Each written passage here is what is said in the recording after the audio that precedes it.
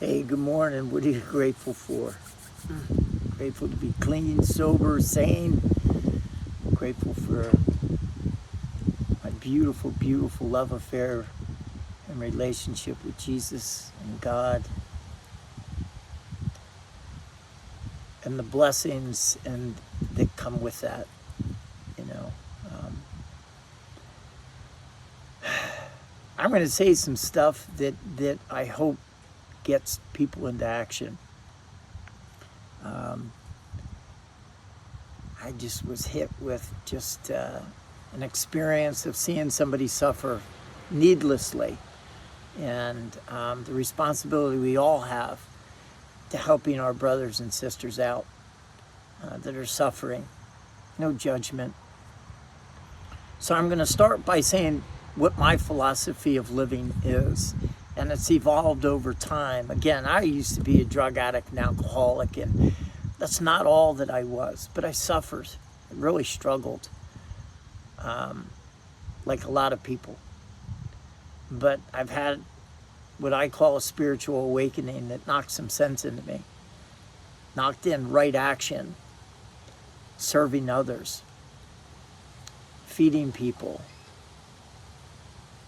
So part of my philosophy is just that I love the Lord my God with all my heart, my soul, my mind, my energy. And I love my brothers and sisters to the best of my ability, and I work on this daily. Part of my philosophy is serving people and giving without anything expected back. And I fail sometimes, but that's always the aim for the day of how may I serve. Part of my philosophy is seeking discomfort. Like, I work out hard, I jump in an ice bath because I have to face a fear. Part of my philosophy of living is leaning into fear rather than looking for division or looking for the easy way out. I used to live that way. And helping others to find the best version of themselves through this, or whatever,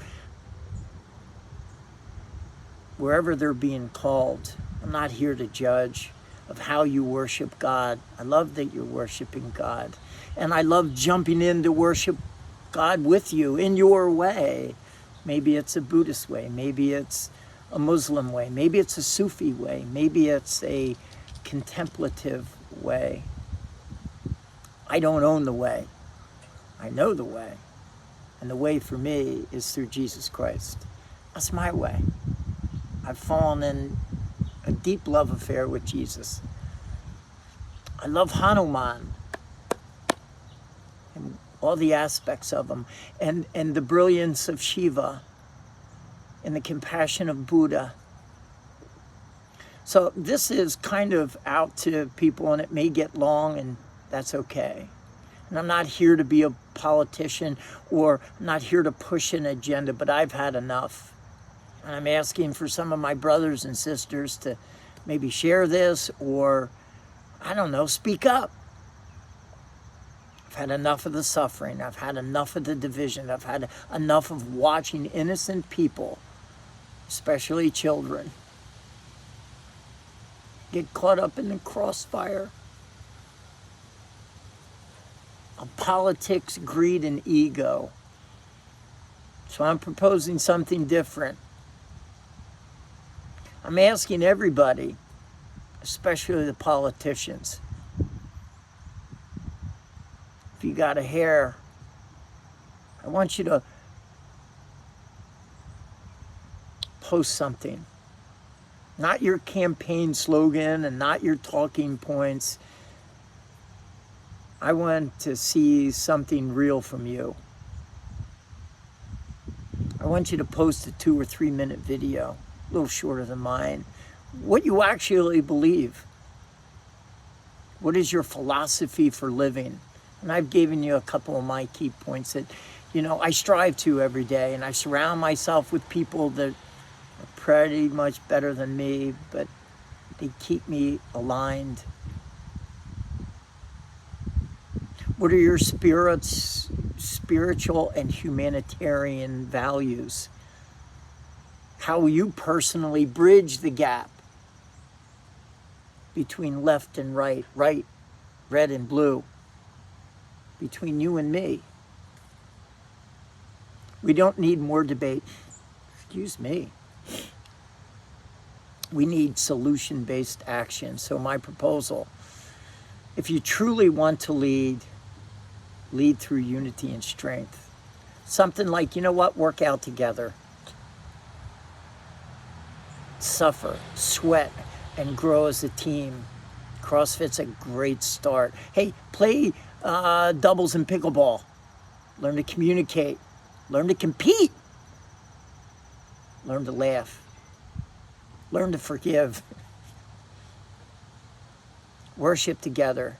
When's the last time any politician, or I'm just going to pick on you, when's the last time you sat with each other and prayed, or went to their mosque or temple, or sat and meditated with them to learn? What are you doing? How can the reverence, not rhetoric? Serve dinner together. Feed those that you claim to represent. When's the last time you went out in the poor and served some stuff up? And some of you do. I see it. When's the last time you broke bread with people you oppose? When's the last time you did some community service together?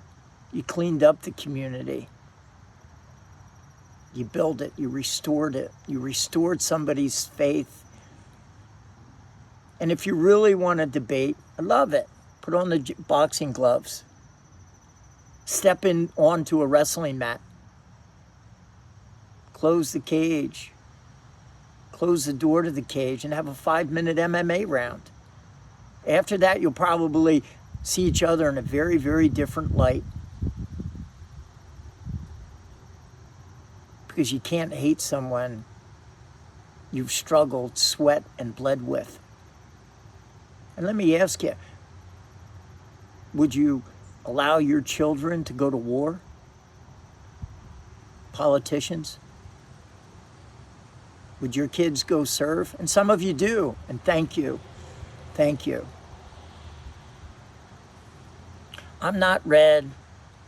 I'm not blue. I'm purple. I think that right in the middle. And that's not a political statement. I don't want to get caught up in that bullshit. But standing for truth, compassion, action, forgiveness. We should have a National Forgiveness Day. I didn't say absolution, I said forgiveness. Just like Charlie Kirk's wife did. I believe politicians should be fit mentally, physically, spiritually, and intellectually, because leadership requires wholeness. And I believe politicians should serve.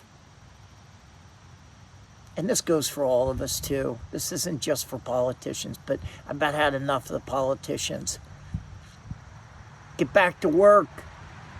Solve the problems you're there. Take this tax money and do good things with it.